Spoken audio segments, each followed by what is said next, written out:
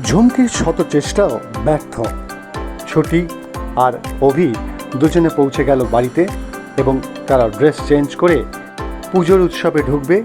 ঠিক সেখানে দেখে পৌঁছে গেছে ঝুমকি এবং ঝুমকিকে দেখি অভির ঠাকুমা, ওই তো দেখো ওরা এসে গেছে, অথচ তোমার ছেলের বউ এখন এসে পৌঁছলো না।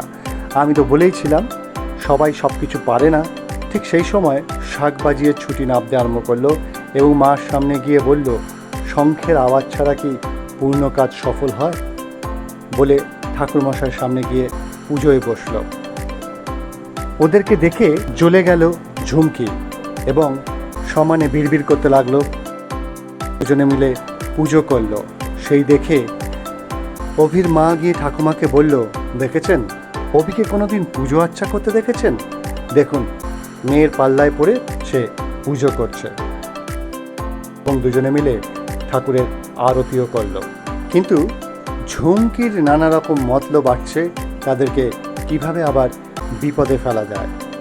সমস্ত খবরের আপডেট পেতে দেখতে থাকুন এক ক্লিকে বিনোদন।